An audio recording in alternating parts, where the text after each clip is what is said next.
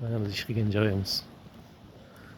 O'tgan yil yoz oyida mana shu yerda bir oycha ishlaganmiz.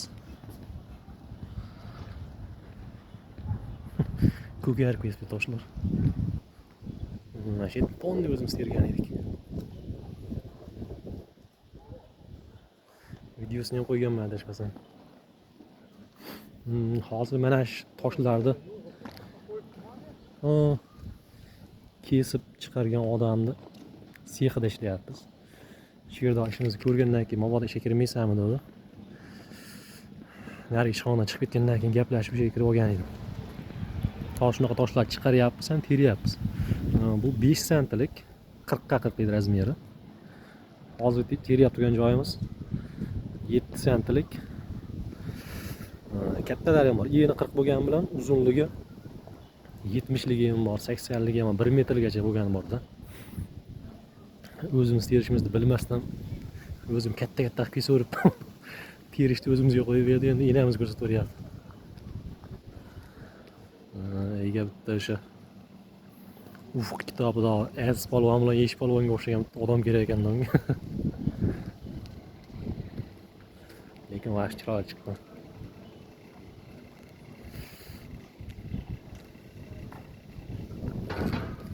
Bularda bemalol bir kishi bitta vakuumni qo'yib bemalol bitta qo'lingizga ko'tarsangiz bo'laveradi-da. Hozirgi teryap turganimizda 2 kishi ko'tarasiz. Shunday anqillaveramiz. Mana betonlar yo'q edi lekin o'tgan yil. Buni yaqinda qilib, shunaqa qilib charxlab chiqibdi. O'tgan yil biz shunaqa ish qilgan edik. O Bol tarafda shunaqangi beton quyib ustini charxlab chiqqan edik.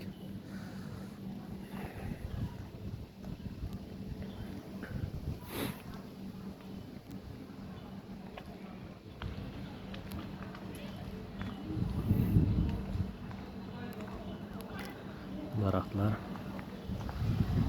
Manzaraga gap yo'q lekin. Bu haykal kim bo'lgan ekan endi?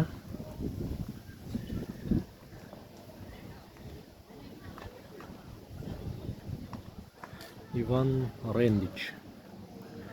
Kipar 1849-1932.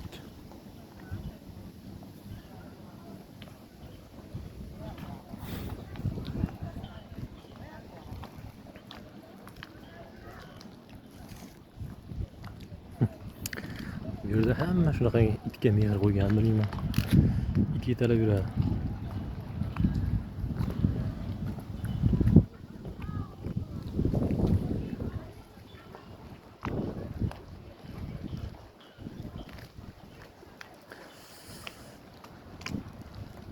Salqin tushib qoldi. Havo ham sovudi. Odam yo'q, odam o'ta kam. Yoz kunlarida turistlar to'lib ketadi bu yerda. Kechga payt chiqsangiz, odam sig'maydi bu yerga. Hozir o'zi shu yerda aholisini o'zi bunaqangi ko'p emas odam bo'ldi.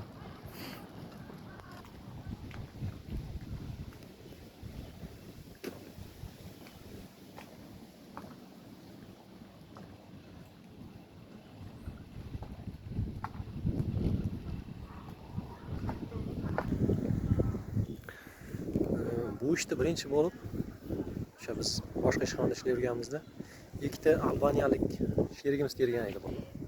Shularga bergan edi bu ishni. Ular beton kuyardi, apalavka qilardi, shunaqa ish qilardi. Bunaqa ish qilmagan ekan oldin. O'zlari lekin katta usta, yaxshi ish qilardi. Faqat shunaqa beton ishlarni qilardi, uylarni qurardi, villa qurardi. Ular qandaydir bunaqa ish qilmaganiga ham eplolmabdi.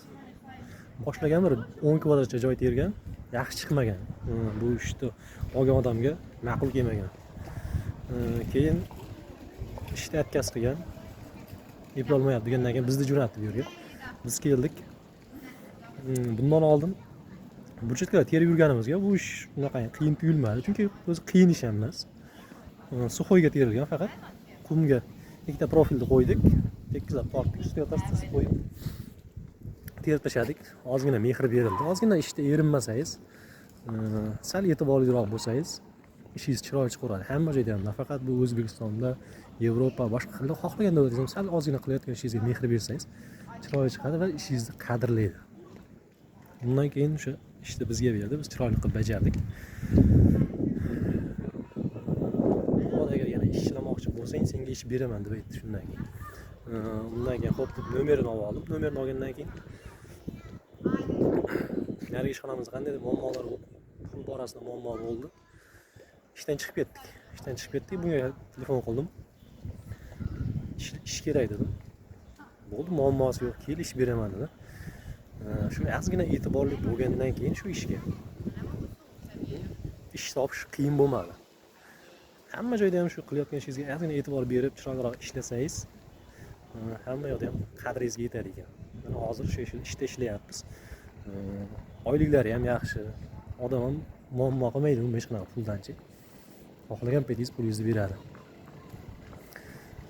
Aytmoqchi bo'lganim, nafaqat bunaqangi qurilish ishi, boshqa ish, qanaqangi kasbda bo'lsa ham ozgina o'sha ishga e'tibor va mehr qo'yish kerak ekan degan xulosa keldi. Kimga qanaqangi, lekin men shunaqa deb o'yladim. Shu ozgina e'tiborli bo'lib ish qilsangiz, xohlagan joyingizda, xohlagan davlatingizda ishingizni topib ketishingiz osonroq bo'ladi ekan. Sizga yo'llar ochilar ekan, yangi yo'llar. Uning ichidan siz tanlab, shu yo'llarni tanlab, o'zingizga ma'qul kelganini tanlash imkoniyati bo'ladi sizda.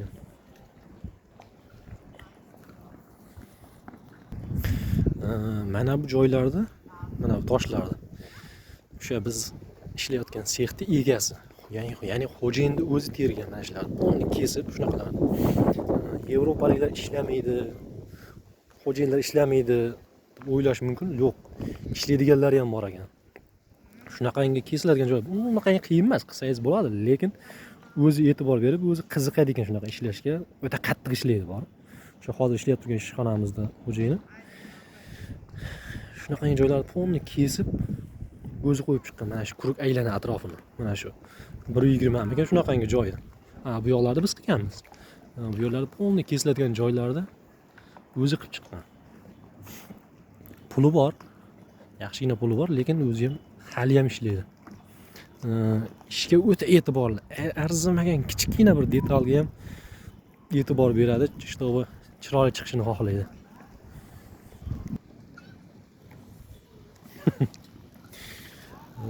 Ko'chalarda juda ko'p o'tasiz bunaqalarni.